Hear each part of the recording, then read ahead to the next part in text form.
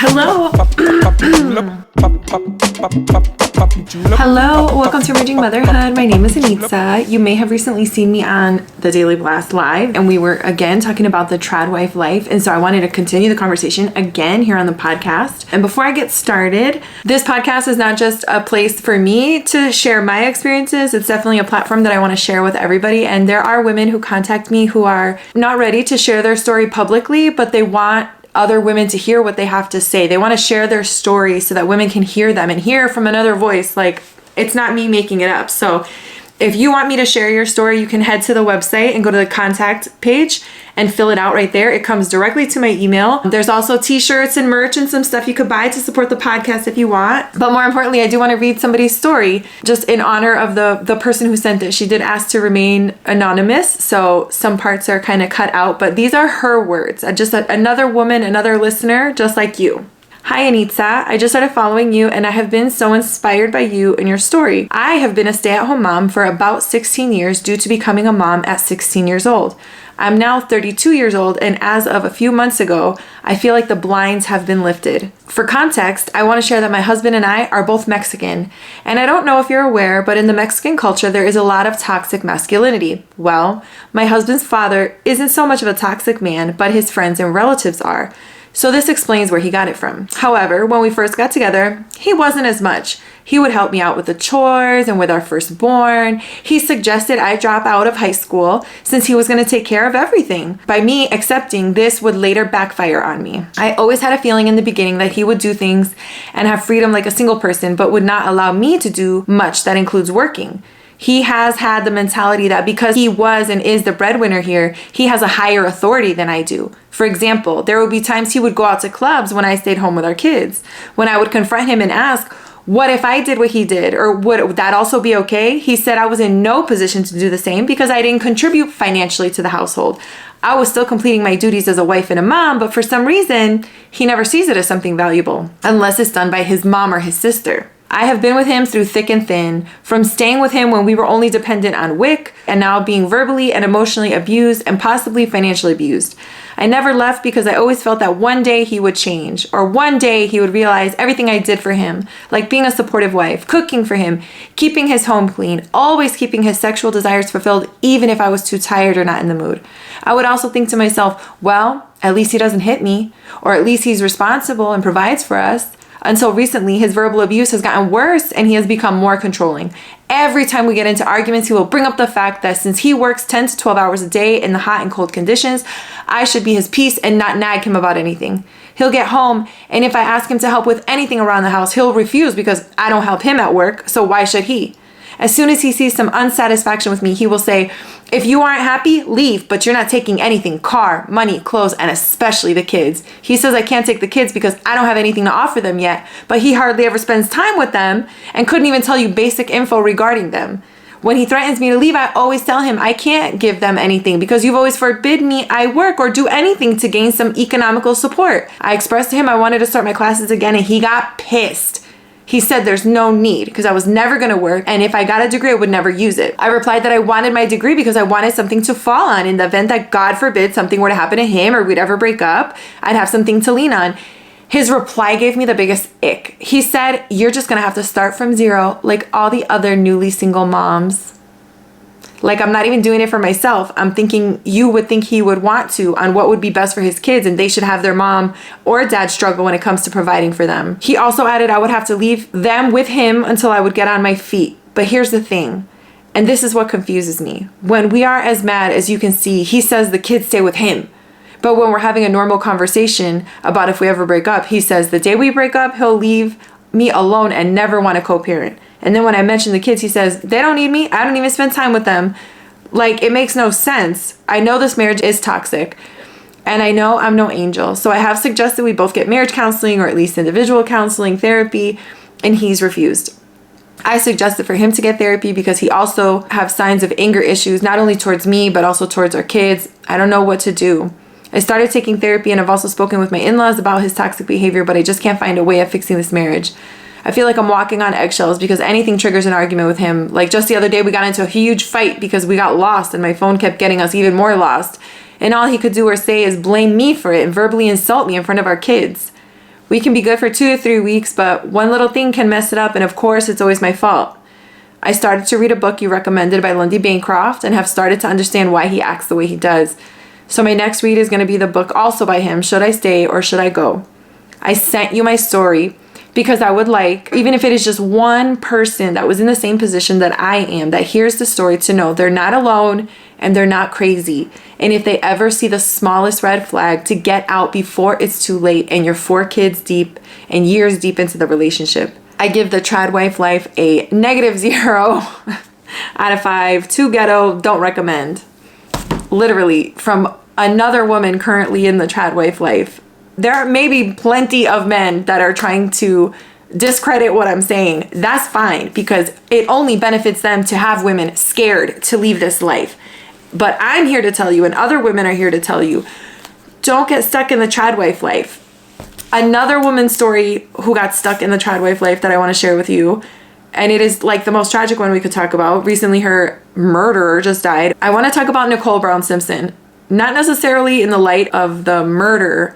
I want to use Nicole Brown Simpson as an example, not in a derogatory way. I'm not speaking ill of her in any way, but if we don't learn from our previous mistakes, we never can make progress.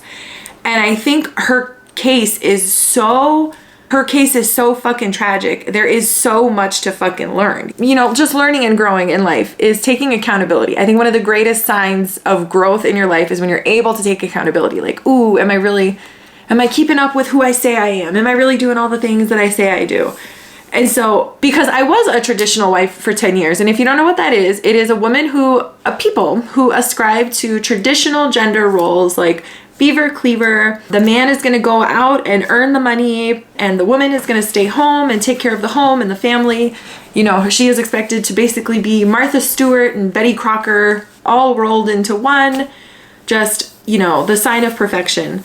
A big detail in the trad wife life that kind of does separate it and make it a little bit more dangerous for women is the fact that as a trad wife, you do have really no say in what happens. You give total authority to your husband. This is a traditional home. Think like Mad Men, the 1950s, you know, he is the man. He expects a warm dinner when he comes home because he's out earning the money to support this home.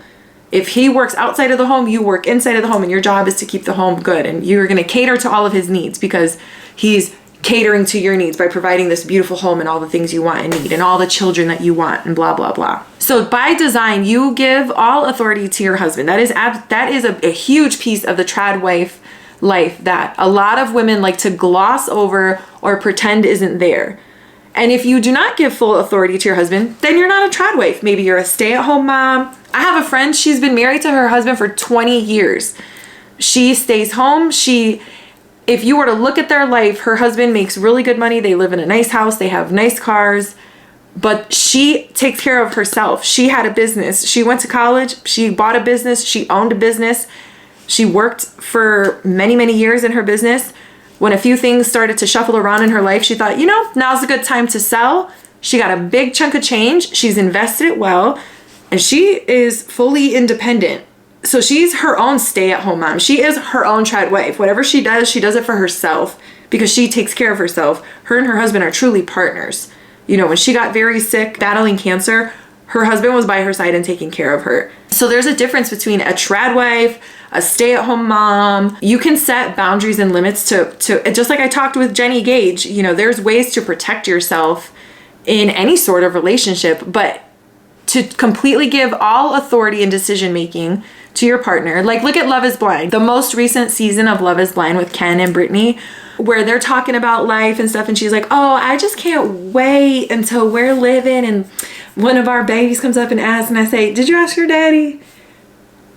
You know, it really sounds ideal, but if something sounds too good to be true, it usually is. So a big piece of the trad wife life, like I discussed on the Daily Blast Live, was that when we tell these beautiful love stories that lasted 50 years, we're just kind of glossing over the fact that women didn't have the freedom to choose.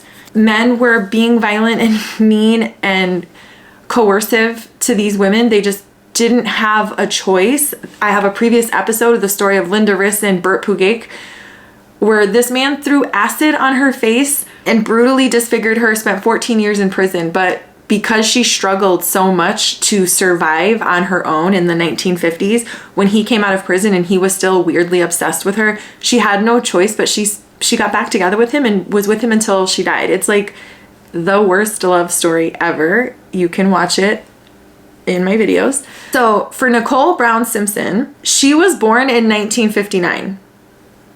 So she was kind of set up for this life of wanting to be a wife and a mother and find the most successful husband that you can, the most manly man you can think of that's going to be able to not only protect you, but protect your children, going to be able to provide for you, provide for your children. So like that was obviously going to be her main goal at all costs. She was 18 years old. This is only 3 years into the Equal Credit Opportunity Act. So she's still, her whole entire life has been, you're going to have to find a rich husband that's going to be able to take care of you. It doesn't matter that there was credit availability for her at this point. It is drilled in your head. You are in the box of motherhood that society puts you into, and you are like, I need to find a good husband. So they meet in 1977. He's married when they meet. First decision, red flag raised that Nicole overlooked. Now again, she was 18 and he is a married man. All the onus and responsibility relies on him, and women need to be aware of the risks. Like if a man is married, that's a huge red flag. Don't even get started. It could end up like this. You know what I mean? Not only was he was married and his wife was pregnant when they met. So that's like, why was nobody, talking to a young 18-year-old Nicole and being like, hey, maybe I get it, like, it's exactly like Linda Riss and Burt Pugake. Like, I get it that he could provide for you, but is it worth it with all that he brings, And I want to show you how her being a trad wife was directly connected to how she died and what happened in her death. Because any partner that wants that much power and control over you is going to show their ugly side eventually. If you read the book, Why Does He Do That? By Lundy Bancroft, the book that our friend said she's reading, he says it in that book. It's really just a battle of power and control. If you go to therapy and talk about these issues, they help you dissect and see how entering these relationships is just a power and control battle. And that's why you're confusing it with romance, because these people are really good at manipulating whatever it is they need to manipulate to get what they want. So they're going to throw all kinds of feelings and hubbub around to confuse you into getting into these relationships. They're going to trick you with all these promises of a beautiful life and all these things. And they're just not telling you the darker side that comes along with a traditional wife life. Unfortunately, Nicole Brown Simpson saw that life all the way through to its end. And what's unfortunate about this is the generation that she was born in. She was probably absolutely raised with those societal pressures. The reason why it's called emerging motherhood. She was born in that box of motherhood. Like, you're going to grow up, you're going to become a mother, and you're going to have kids, and you're going to make everybody happy. And that's how you're going to be happy, is by once you become a mother. And I feel like women can be brainwashed into that. Her sisters have described her, motherhood was her calling and it completed her. She was a hands-on mom. She was the best mom. Her kids always came first. No one wanted to be a mother more than Nicole. She was made to be a mom. She was the most hands-on mom. Every birthday was a big deal. She put out all the extra touches. It's kind of like when people are dating with the end goal of getting married. When you're dating because you want to get married, you're gonna overlook a lot of red flags, because that's not what matters. The partner isn't what matters. What matters is getting married. So same thing with like when you want to have children. If you were born to be a mother, it's what completes you. It's all this. You're going to overlook a lot of red flags just so that you can become a mother. Women need to be given the freedom to know that when you're growing up in life and at any point in life, you can look at your life, children, no children, and make decisions based on what makes you happy, not on societal pressure or weird instinctual urges or biological clocks. You can look at your life, look at the circumstances of your life, look at the puzzle pieces that you've given, and create the life that, the life that you can make out of what you have. But when you try to shove a square peg into a round hole, you're gonna make some fucked up decisions. So when you have this deep, deep, deep desire to be a mother, you're gonna do anything to fulfill that desire, even overlook how aggressive and controlling your partner is, because you know that he's willing to give you a baby. Well, why is he so willing to give you a baby? Maybe it's because he understands how deeply you want to be a mother, and he understands how much power he has in this relationship and in the world in general. And he knows that you having a child is going to be a little piece of your heart connected to your string out in the world that he has some control over. This is where women need to look at the Nicole Brown Simpson story, put yourself in her shoes, and ask yourself, is that the kind of man you'd want to marry? Because when they have these outbursts and when they show that they can be abusive, it escalates. If you read the book by Lundy Bancroft, he says it in the book, abuse always escalates. Just because it hasn't escalated, that just means you're behaving still. You're still behaving within the bounds of what they've created. But once you start stepping out of line, the abuse will escalate. It always does. In Nicole Brown Simpson's case, it escalated to the furthest degree, and she lost her life due to this domestic violence that was just being hidden or overlooked or really painted with rose-colored paint to make it seem pretty. Because for Nicole Brown Simpson, these traditional marriages, like Nicole Brown Simpson's to O.J. Simpson, there is an undercurrent of abuse and power and control imbalance. When one person makes all the money and the other person makes zero money, there is absolutely an imbalance of power and control in that relationship. That's not saying that the person's always taking advantage of it. Sure, maybe sometimes the guy is kind and respectful, but the risk is always there. And in a lot of cases, they're not being kind and respectful. Because why would they want so much power and control if they didn't want to wield it at some point? So in Nicole Brown Simpson's case, there was abuse, and that is documented. It's not made up. It's not just stories that people are told. In 1989, O.J. Simpson was brought up on charges for domestic abuse after a night of arguing where Nicole Brown Simpson had to call 911. And when they arrived at the home, they found her curled up kind of in a ball, half naked, beaten and bloodied up, still with the phone in her hand, hiding from him, saying, he was beating me up, you know, he won't stop. And he was inside the house belligerent, yelling, screaming, and he got arrested that night. He pled no contest, which pleading no contest is a plea where the defendant neither admits nor disputes a charge, serving as an alternative to pleading of guilty or not guilty. A no contest plea, while not technically a guilty plea, typically has the same immediate effect as a guilty plea. Nicole Brown Simpson decided to drop the charges after her family pressured her to. The reason why her family was encouraging her to drop the charges was because her father had some business dealings with O.J. Simpson, and O.J. Simpson was kind of using that power and prominence to help her father financially. And so her father was kind of like, well, you know. So her relationship with O.J. Simpson, it was based in these traditional gender roles. She was doing her part. She was doing everything she was supposed to do. And the abuse continued. She made extensive journals of all the different types of beatings and abuse that he gave her. And I'm not a criminologist. I'm not trying to break down the fucking whole entire trial and the defense and all that shit. That's not the point of this, because that shit has been covered. There's plenty of people that can give you a fucking breakdown and legal analysis of everything in the LAPD and how all that shit works together.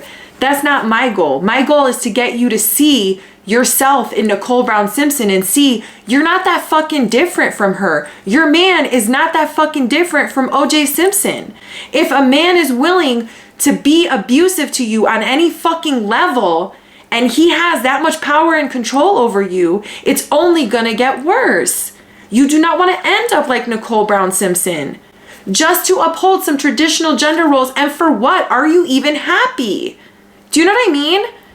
It's just so sad that so many women buy into the lie of being the good girl and playing into these gender roles, and it's gonna make you so happy, and it doesn't. It can make you end up like Nicole Brown Simpson. And since that there is such a deep societal pressure on that, I am so happy and here for all the influencers or the content creators who are shedding light on what it's like to be a mother. Also the content creators who are purposely child free and letting people know it's okay, letting women know, hey, it's okay. And they're very honest that sometimes they feel like, man, am I making the right choice or not? But then they ultimately decide, like, if it's an if situation, don't bring a child into the world. Do not bring a child into the world. And the same theory applies to your partner. If you're with a partner and you're iffy on if he would be a good father, don't bank on like, oh, well, having a child will mature him. If that person doesn't seem 100% like they would be the type of father you wish you had, do not have children with them. People don't always change for the better. Some people really turn into assholes when they see how much power and control they have. And then what are people going to tell you? Well, you should have chose better. The societal pressure that women have to enter these traditional marriages, regardless of the potential dangers that exist, is really just people pleasing. Women are taught to be little people pleasers, to be a good girl, to behave, to follow the rules. And you don't have to do that. You absolutely fucking don't have to do that. You don't have to do that. You can get your own fucking bank accounts now. You can start businesses. You can do anything you need to do to support yourself. And there are women out there that will support you. So women have to realize that this is your life. You don't have to sit back and watch while the men are doing things and you're just sitting back and planning kids' birthday parties. Because when you live your life people pleasing, it ends with an unfulfilled life. Do you want to get to your end of your days and realize you never explored any of your dreams? You poured everything into other people? And what if the end of your life is at the hand of the person who's making you so miserable, like Nicole Brown Simpson? So I want to talk about how women can take accountability for their actions in these types of relationships, because taking accountability just gives you power. Because when you realize how you've participated, you realize that you can stop participating at any time. Once you realize that you've been giving away your power, you see the channel of how you've been giving it away so you can take it right back. So that's why there's not 1 ounce of victim blaming in when I'm talking about Nicole Brown Simpson. She was set up for this. Her life kind of pointed her in this direction. And I think one of the only ways that we can honor somebody in their death is to learn as much as we can from their life and apply those lessons to our own life, to honor them, to not make the same mistakes, to not fall into the same traps. You know, looking at a letter that Nicole Brown Simpson wrote to OJ. She says, "Dear OJ, I want to put our family together. I want our kids to grow up with their parents. I want us to be the way we used to be. There was no couple like us. OJ, you'll always be my one and only true love. And I'm sorry we let it die." Like, looking at just her own words, you can see the people pleasing. I want to put our family together. I want our kids to grow up with their parents. They're still going to grow up with their parents. Even if you're split up, they're going to grow up with their parents. It's not that you want them to grow up with their parents. It's that you want them to grow up with this perfect picture, perfect ideal family. But that's not a reality with this person. Taking accountability is realizing that I can only be accountable for my part in raising these children. I am only their mother. I can't do everything. I can't do enough for mother and father. I can't stay with this toxic person so that my kids have mom and dad, but in reality, mom is doing everything and burning the candle at both ends. That's not feasible. That's not possible. That's not fair to anybody. It's not fair to mom, the kids. It's not fair to anybody. It's not fair to dad. He's not getting a chance to grow and be a real fucking person. He needs to mature and be the type of person that can step up as dad. I want us to be the way we used to be. You know, that screams, I was love bombed and then the abuse started and I don't realize it.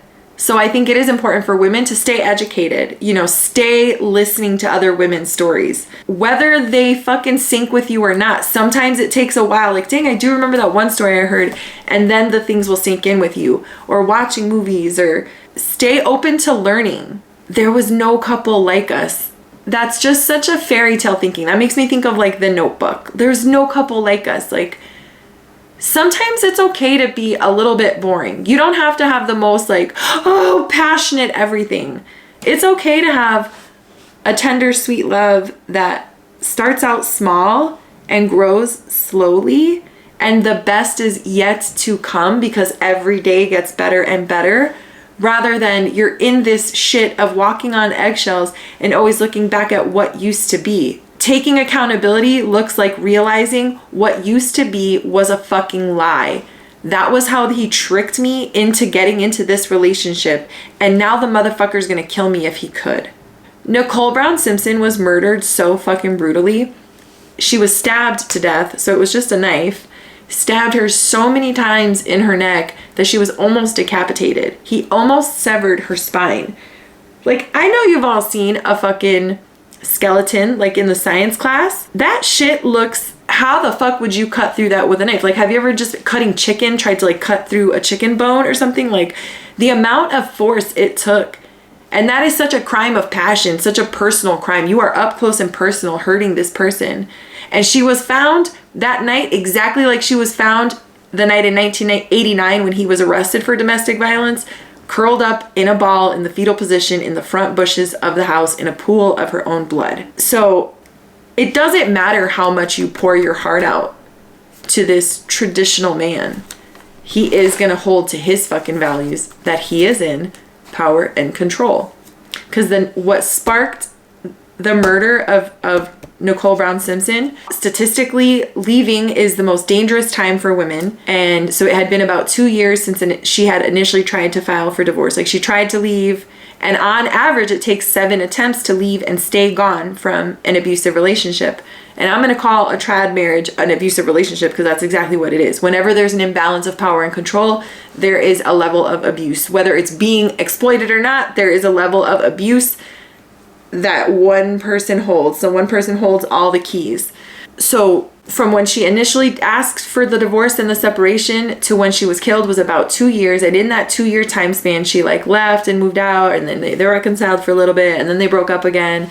And one night was a movie premiere that he had, and the whole family went because she was trying to appease him. You got to kind of, and I know that women know what that place is where you're trying to appease them and keep them calm, but you are still trying to leave. So you're like, well, we'll do this family event thing, but then we'll scale it back again. And she was kind of dating on the side, and he didn't know. And, you know, she was just trying to balance her life. Her family says they had never seen her so vibrant and full of life. And it was like back to the old Nicole. It was just, she was living life. She had plans to have lunch with a friend the following day. Life was amazing. And so the night that she was murdered was actually one of the first nights that she set a boundary with him and was kind of sticking to it. One of their children had a dance recital. They went to the dance recital all together as a family, like they've previously done.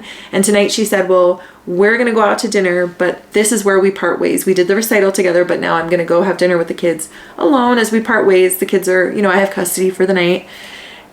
And he did not like that. Not one bit. And he kind of figured out what was going on. She was dating somebody at the restaurant, or so that's rumored. And when he realized that she had somebody over at the house, he caught her and he made her pay for what she did.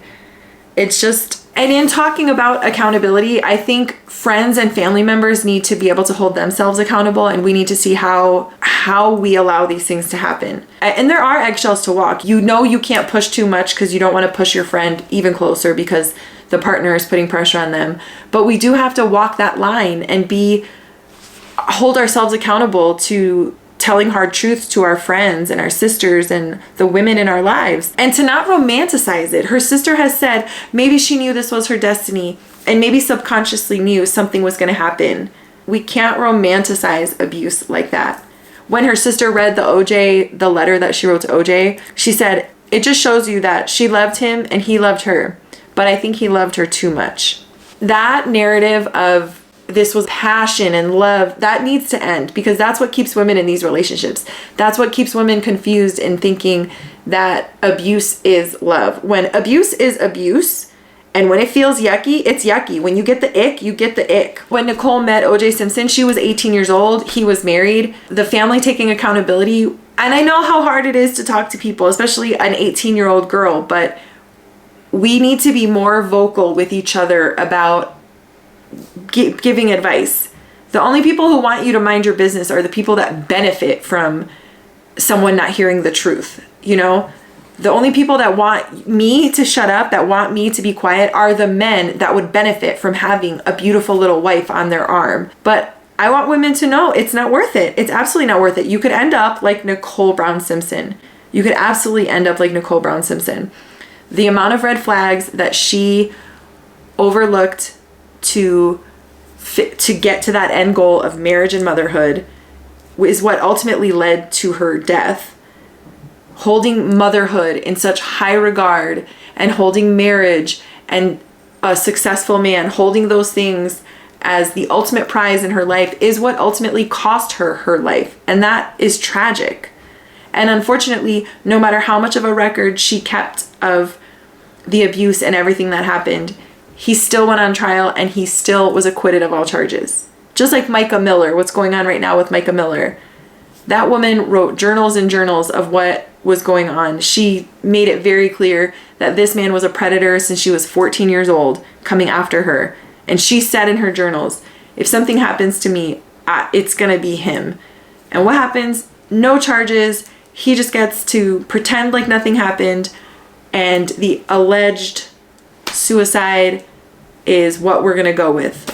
No one's going to protect you. Women can give their life for their traditional gender roles and still not get the respect that they deserve in their death. Look at Nicole Brown Simpson. No one was held accountable for her death.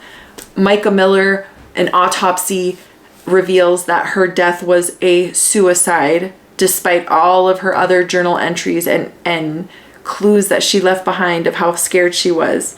So women just need to ask themselves, is upholding these traditional gender roles literally worth your actual life? Because in the case of Nicole Brown Simpson, Micah Miller, Shanann Watts, so many other women, that has been the case. They really did pay with their life to uphold these traditional gender roles. Is it that important to you that you would give up your life for them? If you enjoyed this episode, please make sure to subscribe to the channel for more content like this. Give this video a like and visit the website for more resources and information. All the links will be below. Thank you for watching. Thank you for listening. I will see you next time.